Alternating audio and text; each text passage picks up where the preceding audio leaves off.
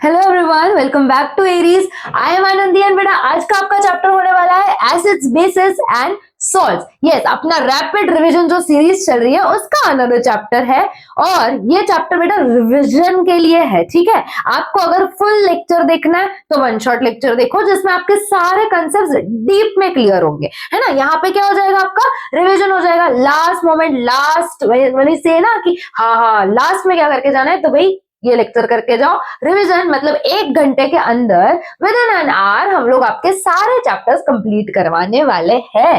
So yes, let's start. करें start. Acids, basis और salts क्या पढ़ना है हमें? एसिड्स के बारे में, बेसिस के बारे में और सॉल्ट्स के बारे में पढ़ना है। So let's start with acids. When we talk about an acid, acid क्या है?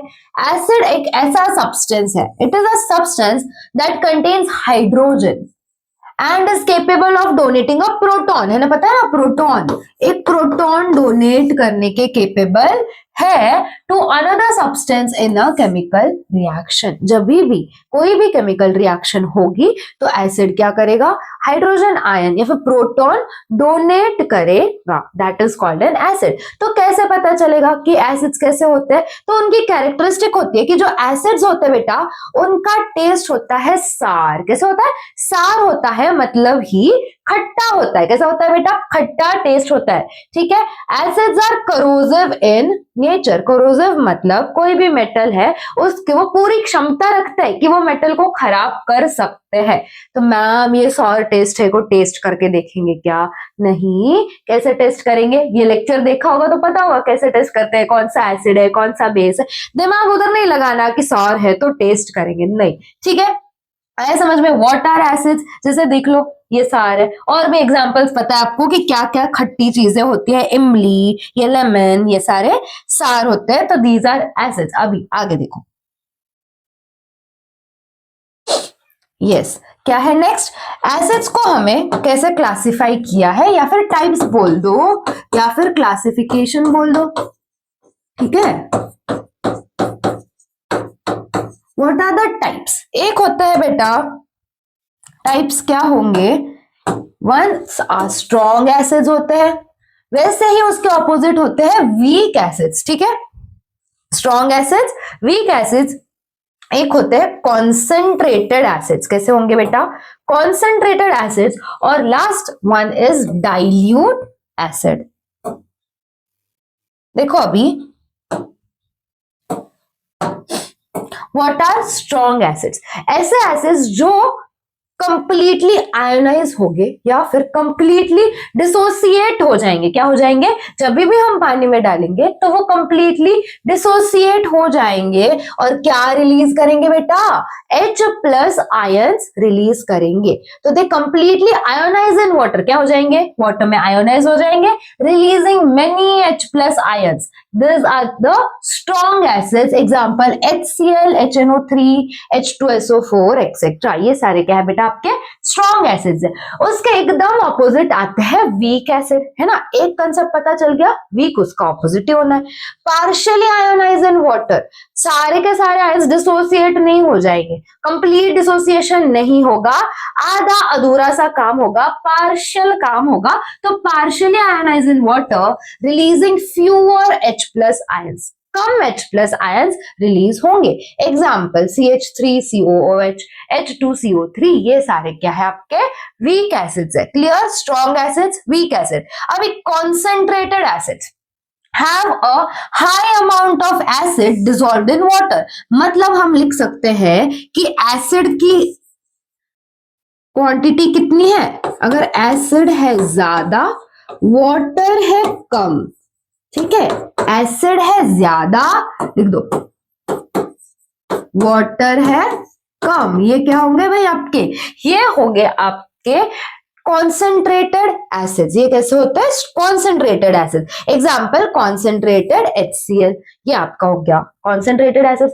उसके ऑपोजिट होंगे आपके dilute acids, have a low amount of acids dissolved in water. इसका एग्जैक्ट ऑपोजिट, एसिड है कम, वाटर है ज्यादा, है ना। Acid is less, water is more. ये हो गए आपके dilute acids. Example dilute H2SO4, dilute HCl ले लो, कोई भी डाइल्यूट फॉर्म में acid, that is dilute acid. Clear ये चारों? Okay, let's move on to bases. ठीक है, एसिड्स के बाद हम देखते हैं बेसिस क्या होते हैं। Bases are the substances with bitter taste. कैसा टेस्ट होगा उनका? बिटर सा, कड़वा सा टेस्ट होगा। एंड सोपी टच, टच मतलब अगर हम टच करेंगे तो कैसे फील होगा? सोपी सा टेक्सचर फील होगा। Are known as, these are known as bases. अभी जैसे एसिड्स H+ आयंस देते थे, बेसिस क्या देंगे बेटा? They will give OH- ions in aqueous solution. क्या देंगे? OH- ions. For example lithium hydroxide, sodium hydroxide, calcium hydroxide, ये सारे क्या है? बेसिस है। बेसिस से रिलेटेड बेटा और एक टर्म आता है अपना अल्कली। क्या है? अल्कली। तो अल्कलीज क्या होते हैं? अल्कलीज कुछ नहीं होते, वही बेसिस होते हैं जो वाटर में सोल्यूबल होते हैं। तो the bases that are soluble in water क्या है? अल्कलीज। जो बेसिस वाटर में सोल्यूबल होंगे उन्हें हम बोलते हैं अल्कलीज। ठीक है, नेक्स्ट देखो। अभी आते हैं स्ट्रॉन्ग बेसिस और वीक बेसिस पे। जैसे हमने स्ट्रॉन्ग एसिड्स और वीक एसिड्स पढ़े, सेम वे में स्ट्रॉन्ग बेसिस और वीक बेसिस देखो। A base which completely ionizes in water. जो बेस completely ionize होगा वाटर में, thus producing a large amount of hydroxide ions. Acids में होता था H+ आयंस, बेसिस में होगा OH- आयंस, है ना? तो सेम था। स्ट्रॉन्ग एसिड्स क्या थे? जिनमें कंप्लीट डिसोसिएशन होगा और H+ आयंस ज्यादा होंगे। इसमें भी कंप्लीट डिसोसिएशन होगा, कंप्लीट आयोनाइजेशन होगा और लार्ज अमाउंट में OH- आयंस क्या होंगे बेटा? रिलीज होंगे। This are called as strong bases और as strong alkali. For example sodium hydroxide, potassium hydroxide, these are your strong bases. Exact इसका opposite, a base which is partially ionized in water, partial dissociation होगा, partially ionized होगा water में, thus producing a small amount of hydroxide ions. OH- ions इसमें कैसे होंगे? ज्यादा होंगे। इसमें OH- आयंस कैसे होंगे? कम होंगे। This is called as a weak base और weak alkali. Example ammonium hydroxide and calcium hydroxide. ठीक है, ये आपके क्या है बेटा? These are your weak bases. Okay, indicators. अभी मैंने बताया ना कि कौन सा एसिड है, कौन सा बेस है, ये टेस्ट करना होगा। तो भाई कैसे टेस्ट करेंगे? टेस्ट करेंगे with the help of an indicator. क्या होते हैं indicator? What are indicators? An indicator is a dye, DIE, dye नहीं डाई। हाँ, indicator is a dye that changes color when it is put into an acid or a base. जब भी indicator को हम acid में या फिर base में डालेंगे तो उसका कलर क्या हो जाएगा? चेंज हो जाएगा। क्या होगा बेटा? उसका कलर चेंज हो जाएगा, इंडिकेट करेगा कि ये एसिड है या फिर ये बेस है।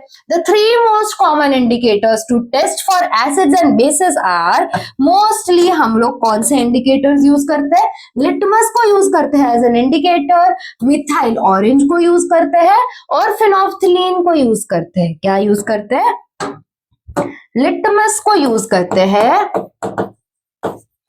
मिथाइल ऑरेंज को यूज करते हैं। ये इंडिकेटर्स के नाम है, ठीक है बेटा? और हम यूज करते हैं फिनोल्फ्थलीन को।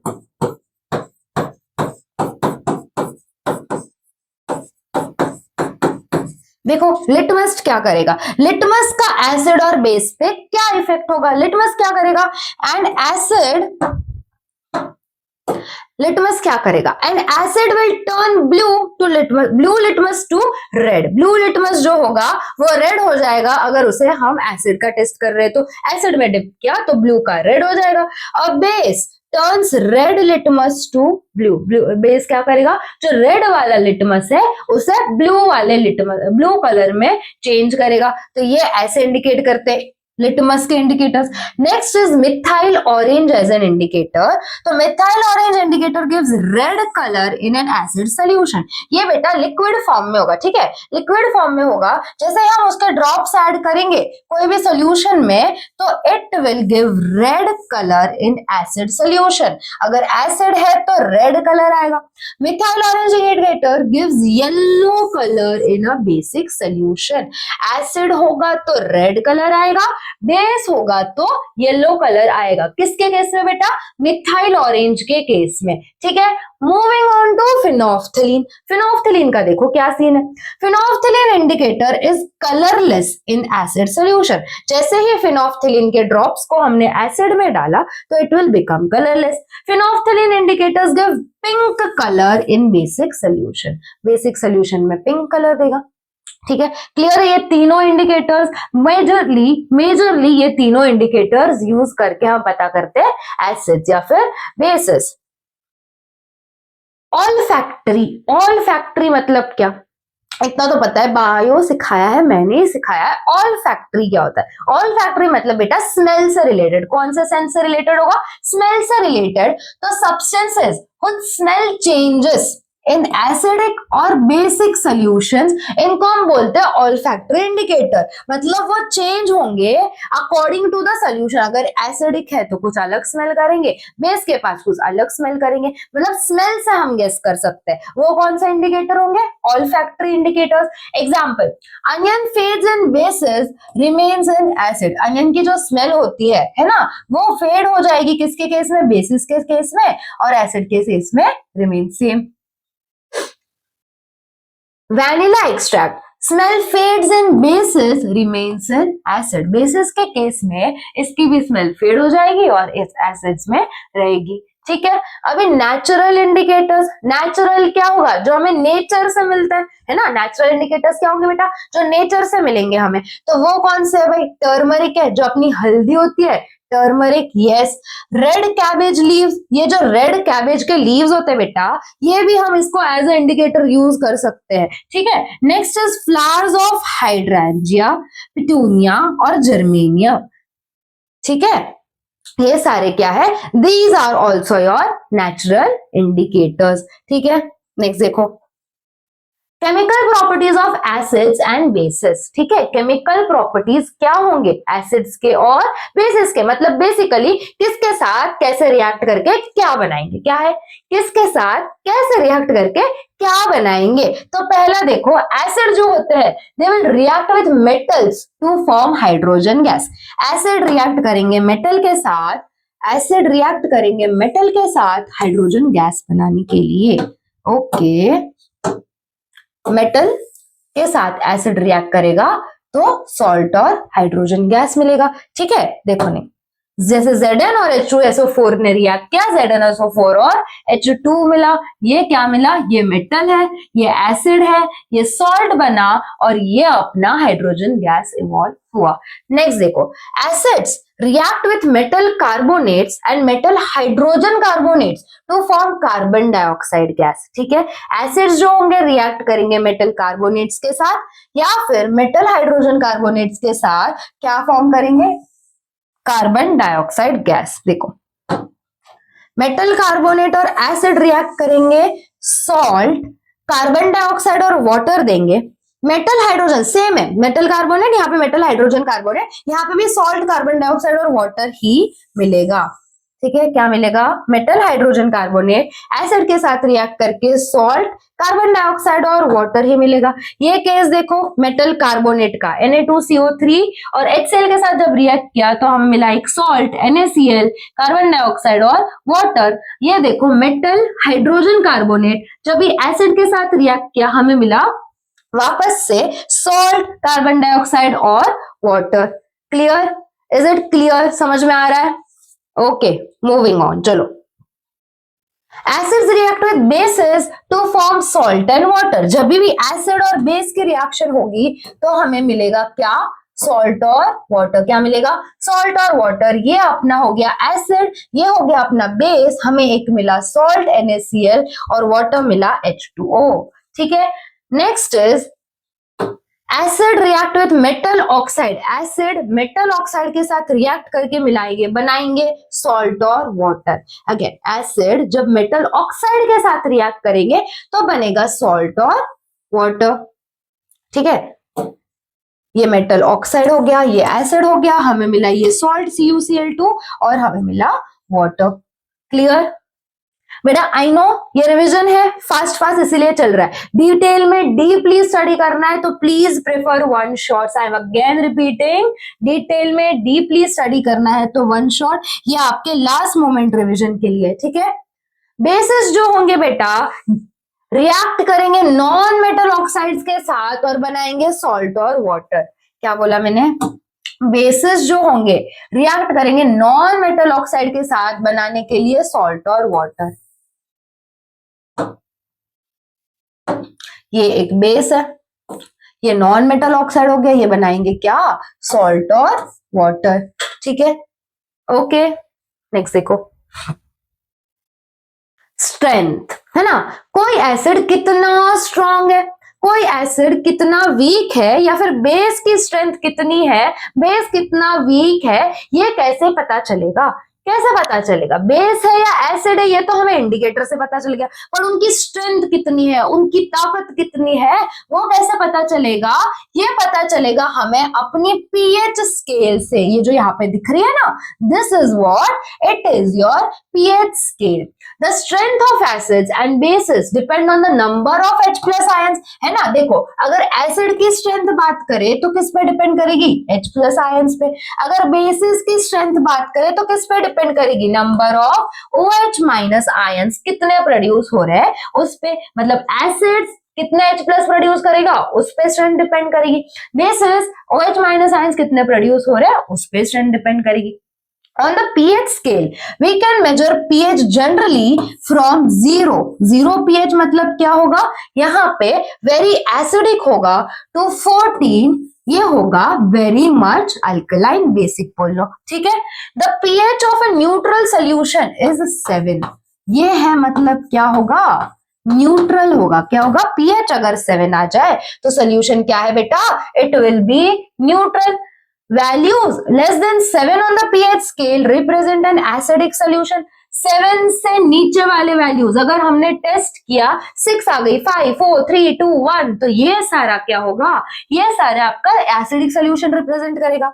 As the pH value increases from 7 to 14, 7 से 14 की तरफ जब जाएंगे, it will मतलब क्या होगा? 7 से 14 की तरफ जा रहे हैं मतलब किसका कॉन्सेंट्रेशन बढ़ेगा? यहाँ पे OH- का कॉन्सेंट्रेशन बढ़ते जाएगा, है ना। OH- ions concentration in the solution will increase, that is increase the strength of an alkali। यहाँ पे ज्यादा strong alkalis होंगे, यहाँ पे neutral solution होगा, वहां पे ज्यादा acids होंगे। आया समझ में? Okay. Importance of pH in everyday life, हमारी डेली रोज रोज की जिंदगी में, डेली लाइफ में पीएच की आखिर जरूरत ही क्या है?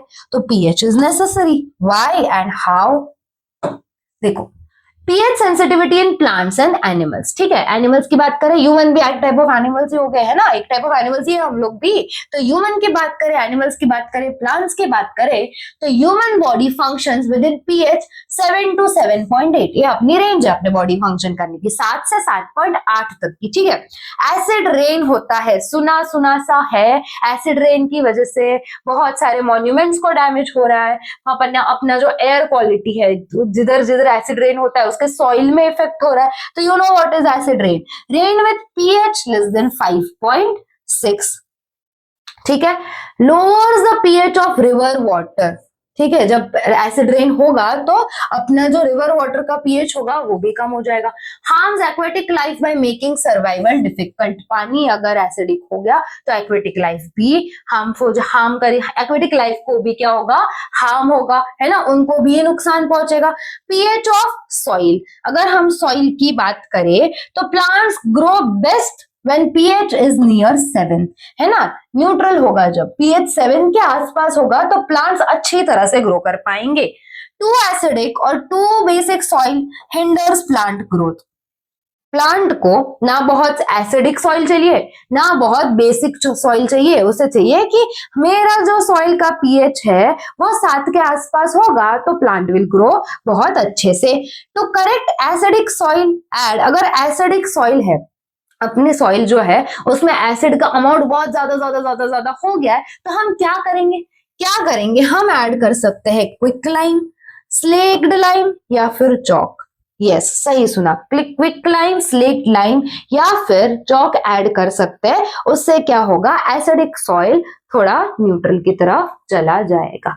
ठीक है, ओके, आगे देखो, और भी है पीएच इन डाइजेशन। हमारे पेट में है ना, हमारा जो स्टमक है, हमारा जो टमी है, कौन सा एसिड प्रेजेंट होगा, HCl, है ना, पता है सबको। HCl and stomach aids digestion without harm. हमारे बॉडी में हार्म करता है क्या HCl? हाँ, अगर एक्सेस हो जाए, एसिडिटी सुना होगा, एसिडिटी हो जाती है, बट हमारी बॉडी में HCl इज नेसेसरी। बॉडी में नहीं, स्टमक में। कहां पे नेसेसरी है? अपने पेट में नेसेसरी है। किसके लिए? डाइजेशन के लिए। और वो HCl हार्म करेगा क्या? नो, वो HCl हार्म नहीं करेगा।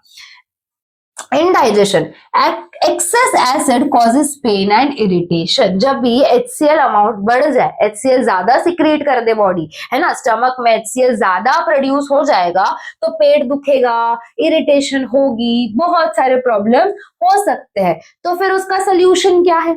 उसका क्या सोल्यूशन है? उसका सोल्यूशन भी तो होना चाहिए कि अगर ऐसा ऐसा हो रहा है तो भाई ठीक भी तो करना पड़ेगा, कब तक पेन में रहेंगे? तो सोल्यूशन इज एंटासिड्स। क्या है सोल्यूशन?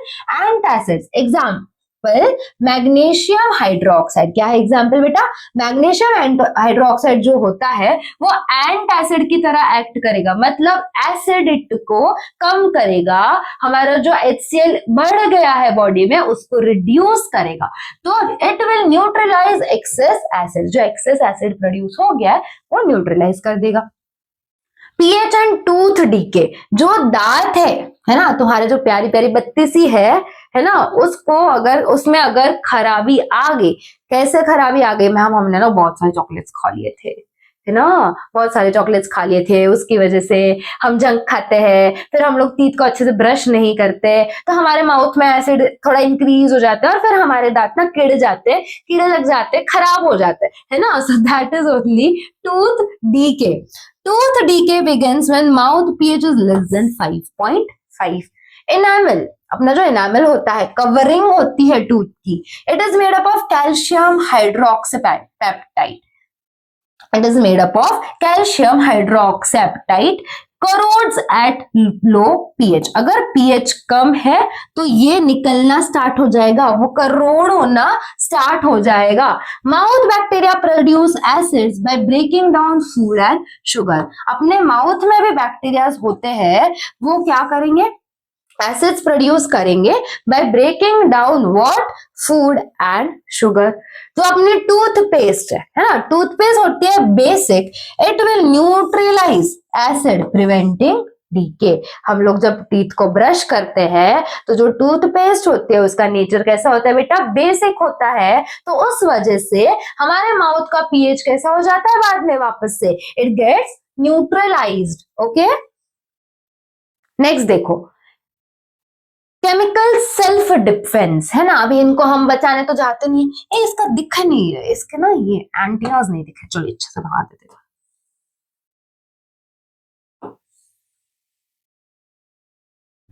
पैर भी नहीं दिख रहे, बट ठीक है। हाँ,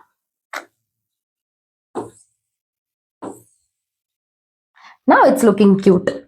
हाँ, ओके, चलो, जो अपने ये जो लोग दिख रहे हैं, है ना, ये जो आपको हनी भी दिख गई, ये जो प्लांट दिख गई, ये अपना सेल्फ डिफेंस कर लेते हैं, उनको किसी की जरूरत नहीं पड़ती बचने के लिए, तो वो खुद बचा लेते हैं खुद को। तो देखो, हनी बी का स्टिंग जो लगता है, यहाँ पे कभी डंक काटा है, यहाँ पे कहीं पे भी हनी बी ने काटा है तो कैसा सा पेन होता है, कैसी जलन होती है ना। तो वो उनका मैकेनिज्म है खुद को बचाने का, उनका इंटेंशन हार्म करने का नहीं होता आपको, वो खुद का डिफेंस करते हैं। उनको जब आपसे खतरा फील होता है ना, तब फिर ये हरकत करते हैं वो लोग। तो हनी बी का स्टिंग जो होता है, हनी बी क्या होती है? Injects acid causing pain. Acid inject करेगी, उसकी वजह से क्या होगा? हमें पेन होगा। It is relieved by baking soda. अगर हनी बी ने काटा है तो अप्लाई बेकिंग सोडा, जहां पे भी डंक मारा है, जहां पे भी काटा है, तो उसकी वजह से क्या होगा, बेस अप्लाई करने से वो जो एसिड ज्यादा हो गया है उधर, जिस अब सपोज मानो यहाँ पे, तो यहाँ पे एसिड ज्यादा हो गया, तो हनी बी ने काटा, एसिड ज्यादा हो गया है ना, उसने एसिड इंजेक्ट किया अपनी बॉडी में, हम क्या कर सकते हैं, बेस लगा सकते हैं, base can be baking soda, तो उसकी वजह से न्यूट्रलाइज हो जाएगा, पेन थोड़ा कम हो जाएगा। नेटल प्लांट, ये कौन सा प्लांट है, ये है nettle plant. Stinging hairs inject methanoic acid causing burning pain, अगर ये आपके हाथ पे लग गया, पैर पे लग गया, कहीं पे भी लग गया, तो उसके जो स्टिंगिंग हेयर्स होते हैं, स्टिंगिंग मतलब ऐसे टोचने वाले है ना, वो जो होंगे उसकी वजह से क्या होगा, आपको पेन होगा, वो भी क्या इंजेक्ट करता है, मिथेनोइक एसिड, उसकी वजह से भी बर्निंग सेंसेशन प्रोड्यूस होता है और पेन होता है। ओके, नेक्स्ट देखो सॉल्ट्स, क्या होते हैं सॉल्ट्स, क्या है जी ये सॉल्ट्स, एसिड्स हो गया, बेसिस हो गया, अभी बारी है सॉल्ट्स की। Compounds form by the neutralization reaction between acids and base are called as salt. ठीक है, क्या रिएक्शन हो रही है, न्यूट्रलाइजेशन, न्यूट्रलाइजेशन रिएक्शन पढ़ रखी है हमने, वैसा तो न्यूट्रलाइजेशन पढ़ रखी है ना, एसिड्स जो होंगे प्लस बेस के साथ जब रिएक्ट करेंगे तो हमें मिलेगा सॉल्ट और water, acids and base will give salt and water। तो ये होती है न्यूट्रलाइजेशन रिएक्शन। तो compounds form by the neutralization reaction between acids and bases are called as salts. ठीक है जी, नेक्स्ट देखो, अलग अलग टाइप के सॉल्ट्स पढ़ने हैं, these are important. Sodium hydroxide, ठीक है, first is sodium hydroxide. When electricity is passed through an aqueous solution of sodium chloride, जब भी सोडियम क्लोराइड के सॉल्यूशन से इलेक्ट्रिसिटी पास करवाएंगे तब क्या होगा, it decomposes to form sodium hydroxide, chlorine and hydrogen gas. ठीक है, NaCl जब H2O के साथ रिएक्ट करेगा तो हमें मिलेगा, ये जब बॉक्सेस को इग्नोर करो बेटा, ये क्या है, सोडियम हाइड्रोक्साइड, क्लोरीन और वाटर मिलेगा। ड्यूरिंग इलेक्ट्रोलिसिस एग्जैक्टली हो क्या रहा है, इलेक्ट्रोलिसिस का जब प्रोसेस हो रहा है then what is happening, chlorine gas is produce at the anode, है ना, एक होता है एनोड, एक होता है कैथोड। ये जो इलेक्ट्रोड्स है ना, ये क्या है, इलेक्ट्रोड्स है,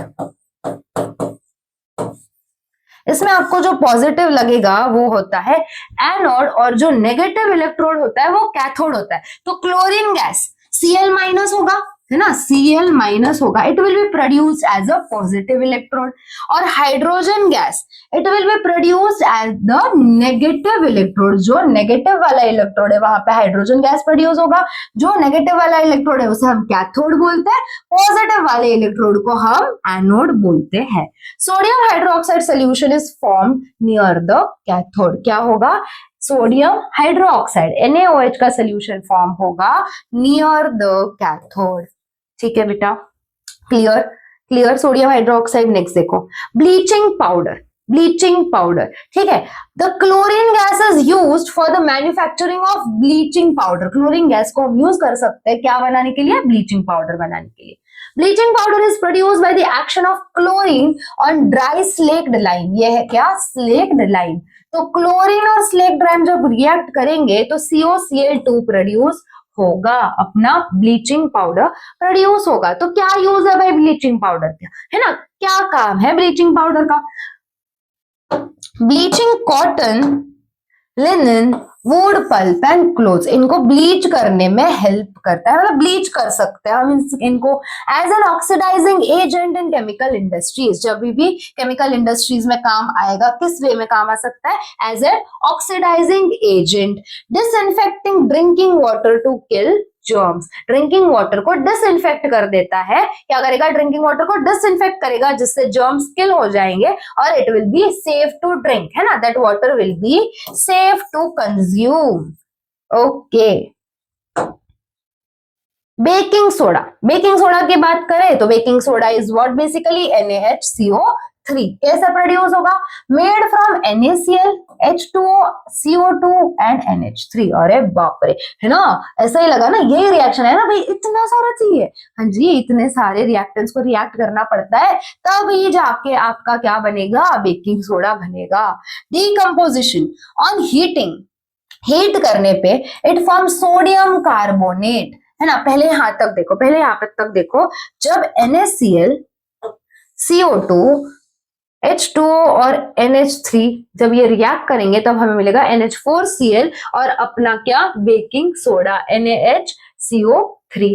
अभी उसको जब हम फर्दर हीट करेंगे, किसे, इसे NaHCO3 को हम जब फर्दर हीट करेंगे तो हमें क्या मिलेगा, तो हमें मिलेगा सोडियम कार्बोनेट। क्या मिलेगा, सोडियम कार्बोनेट, कार्बन डाइऑक्साइड और H2O। देखो डिकम्पोजिशन मतलब जब हीट करेंगे NaCO3 को, इसे it will form sodium carbonate, carbon dioxide and water. ठीक है, कहां पे यूज आता है, कहां पे यूज आता है बेकिंग सोडा, कहां कहां पे यूज आएगा, पकौड़े खाए, हाँ ठंडी का मौसम, बारिश का मौसम, टू गो ओजी फूड, है ना। ओजी मतलब इतना मजा आता है खाने में। सो यस यस, तो वही जब पकौड़े खाते हो तो क्रिस्पी बनाने के लिए उसे हम उसमें क्या ऐड करते हैं, मम्मी जाना आज पूछना, मम्मी आज पकौड़े बना के दो ना, हमने अभी अभी केमिस्ट्री का लेक्चर देखा ना तो हमारा मन कर गया, है ना। तो उसमें यूज होता है पकौड़े बनाने में। और it is an ingredient in antacids, अभी हमने पढ़ा एंटासिड्स क्या होता है, to neutralize stomach acid, pakora बनाने में और स्टमक एसिड को न्यूट्रलाइज करने में हेल्प करता है एज एन एंटासिड, एक इंग्रेडिएंट है, one of the ingredient of antacids. ठीक है, अभी वॉशिंग सोडा, वॉशिंग सोडा ये याद ही रखना है, ये तो भूलना नहीं है, ये तो इंपॉर्टेंट वाली चीज है। ठीक है, वैसे तो सारी जितनी रिवीजन में हो रही है सब कुछ मोस्ट इंपॉर्टेंट चीजें मैंने एग्रीगेट करके लाई है, बट ये ना मजा ही आ जाता है एग्जामिनर को ये पूछने में, पता नहीं क्यों। ठीक है, तो washing soda it is obtained from sodium chloride, किससे मिलेगा भाई, सोडियम क्लोराइड से मिलेगा। तो देखो जब बेकिंग सोडा को हम हीट करेंगे तो हमें मिलेगा सोडियम कार्बोनेट। ठीक है, इसको हीट करने पे सोडियम कार्बोनेट मिला। जब भी ये सोडियम कार्बोनेट को रिक्रिस्टलाइज करेंगे, इसका जब रिक्रिस्टलाइजेशन में होगा तो हमें मिलेगा वॉशिंग सोडा। मतलब बेकिंग सोडा को हीट करने पे सोडियम कार्बोनेट मिला, वही सोडियम कार्बोनेट का रिक्रिस्टलाइजेशन करने पे हमें मिला वॉशिंग सोडा। रिएक्शन देख लो, Na2CO3 वाटर के साथ रिएक्ट करेगा तो हमें मिल जाएगा वॉशिंग सोडा Na2CO3.10H2। लिखना ऐसे है, वापस यहां पे लिख दूं मैं, Na2CO3 पॉइंट भूलना नहीं है, 10H2O। ओके, अभी यूजेस देखो, यूजेस ऑफ सोडियम कार्बोनेट मतलब ही washing soda, used in glass, soap and paper industries. Glass के इंडस्ट्रीज में, सोप के इंडस्ट्रीज में, पेपर के इंडस्ट्रीज में यूज होता है। In the manufacture of sodium compounds like borax, है ना, सोडियम कंपाउंड है, one of the sodium compound borax, उसके मैन्युफैक्चरिंग में भी यूज होता है। As a domestic cleaning agent, घर में as a cleaning agent use करते हैं हम लोग वॉशिंग सोडा, पता ही है। तो remove permanent hardness of water, permanent hardness of water मतलब जो क्लोथ्स में या फिर जो वाटर होता है, जो हार्ड वाटर होता है जिसमें बहुत सारे आयंस होते हैं, दैट इज परमानेंटली हार्ड, उस हार्डनेस को रिमूव करने के लिए वॉशिंग सोडा यूज होता है। जैसे मिसल्स वगैरह फॉर्म होते हैं, है ना, वो सब फॉर्म करेंगे, फिर वो क्लोथ्स के डर्ट रिमूव करते हैं, तो वही सारे प्रोसेसेस किससे होते हैं, वॉशिंग सोडा इन्वॉल्व होता है। ओके, नेक्स्ट देखो plaster of Paris, plaster of Paris, है ना, क्या है ये, अरे अपना वही पीओपी, है ना, क्या है ये पीओपी, छत पे पीओपी, पीओपी के हमारे पास स्टैच्यूज हमने बहुत सारे देखे होंगे, छोटे छोटे घर पे क्या बोलते हैं, शो पीसेस होते हैं जो पीओपी के होते हैं, तो वही क्या है अपना plaster of Paris. Calcium sulphate hemihydrate, very important, हाँ जी याद करो, कैल्शियम सल्फेट हेमीहाइड्रेट। ओके, क्या है ये, CaSO4, अगेन कैसे लिखना है इसे, CaSO4 पॉइंट भूलना नहीं है, हाफ H2O। ठीक है, prepared by heating gypsum at 373 Kelvin। ठीक है, जिप्सम को जब 373 केल्विन पे हीट करेंगे तो हमें मिलता है अपना POP। Uses of plaster of Paris, making toys, decorations, cheap ornaments, cosmetics, chalk, statue cast, ये सारे बनाने के लिए क्या यूज होता है भाई? Plaster of Paris. हमने देख रखा है, ये सब हमें पता है। Smoothening walls before painting, wall को स्मूथ करते हैं, पेंट करने से पहले क्या करते हैं? वॉल को स्मूथ करते हैं। तो वो वॉल को स्मूथ करने के लिए भी प्लास्टर ऑफ पेरिस हेल्पफुल है, यूज होता है। क्लीनिंग ऑर्नामेंटल सीलिंग डिजाइन इन building, creating ornamental ceiling design. हम देखते हैं ना, सीलिंग जो ऊपर छत होती है अपने, उस पे क्या लगा होता है? उस पे डिजाइन बने हुए रहते हैं। तो वो डिजाइन किससे बनते हैं भाई? पीओपी से बनते हैं। ठीक है, done done done done. Yes, हो गया अपना चैप्टर कंप्लीट है। We have revised entire acids, bases and salt obviously within an hour, as I promise कि 1 घंटे के अंदर करवा दूंगी, तो मैंने करवा दिया है। अभी इसके नोट्स, ये तो आपको पता ही है यार, अभी तो पता हो जाना चाहिए, ये सब तो अभी पता ही है आपको। नोट्स भी टेलीग्राम चैनल पे अवेलेबल है। और बेटा, इस चैप्टर की या किसी और भी चैप्टर की एसीसी, जिनको एसीसी का कंसेप्ट ही नहीं पता है, please check out our Telegram channel. आपको एरीज कंसेप्ट कैप्सूल्स मिल जाएंगे। क्या मिलेगा आपको? एसीसी मिल जाएगा। कहाँ पे?